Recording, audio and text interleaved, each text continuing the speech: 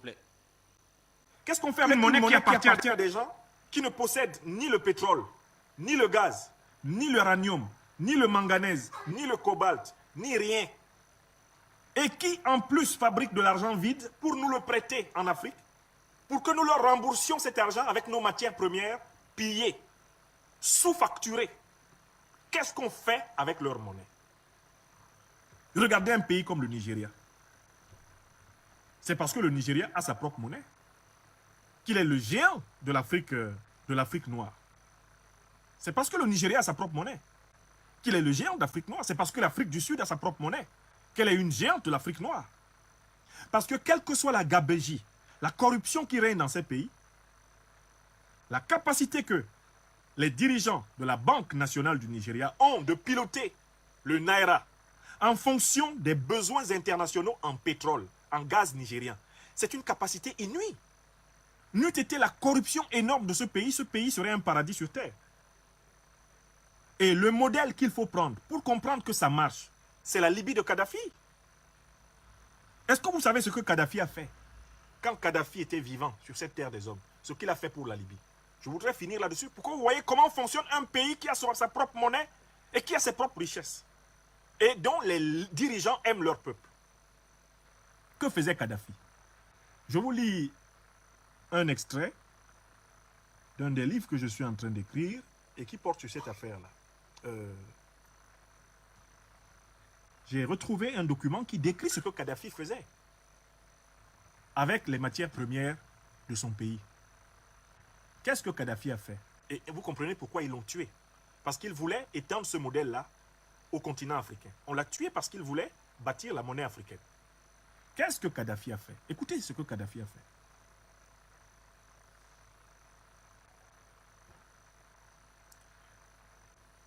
Premièrement, il n'y avait pas de facture d'électricité en Libye.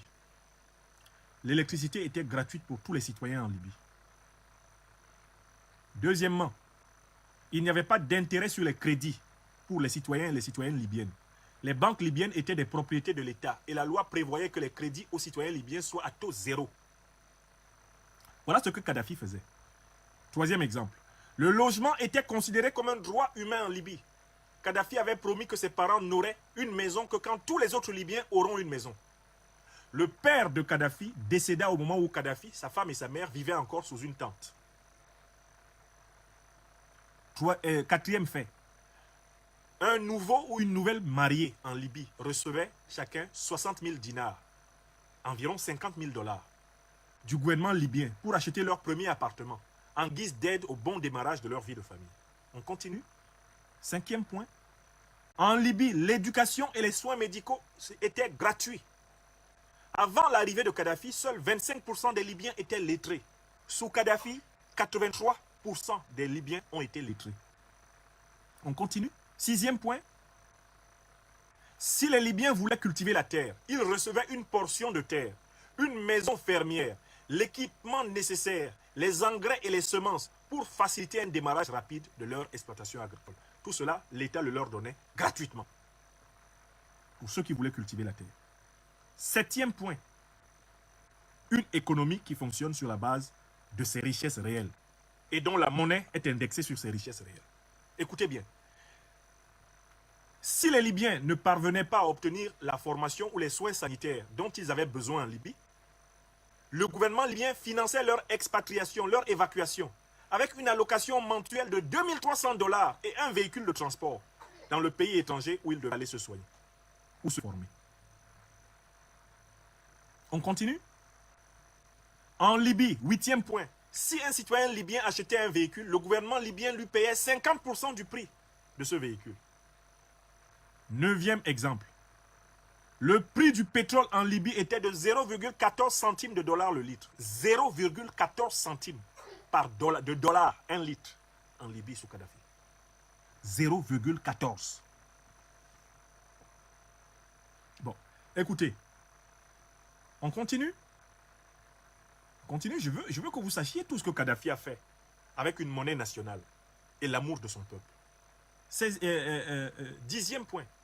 La Libye n'avait pas de dette extérieure et ses réserves de devises étaient d'environ 150 milliards de dollars, aujourd'hui gelées. Je recommence une deuxième fois. Écoutez bien, la Libye n'avait pas de dette extérieure et ses réserves de devises étaient d'environ 150 milliards de dollars aujourd'hui gelées. Je vous pose la question, qui a gelé l'argent de la Libye? Écrivez le nom de ceux qui ont gelé l'argent de la Libye. Parce que ce qui est arrivé à la Russie, là, c'est arrivé à la Libye. C'est arrivé aux Africains. C'est toujours sur les Africains qu'on teste. Les pires choses sur la terre, on les teste sur les Africains et ensuite on les teste entre blancs. Est-ce que vous savez que Kadhafi avait dans les banques occidentales 150 milliards de dollars et que les Occidentaux les ont gelés?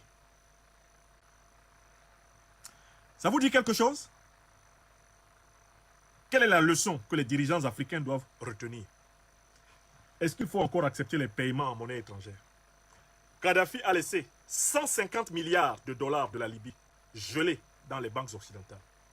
Quelle leçon l'Africaine et l'Africain qui nous écoute aujourd'hui doit retenir de ce point numéro 10 que je viens de vous lire? Il ne faut plus jamais accepter de commercer avec les puissances étrangères en monnaie étrangère. Sauf confiance exceptionnelle entre puissances. Mais même ça, ça ne suffit pas. Il faut instituer le principe de la monnaie nationale comme base de l'échange avec les puissances étrangères.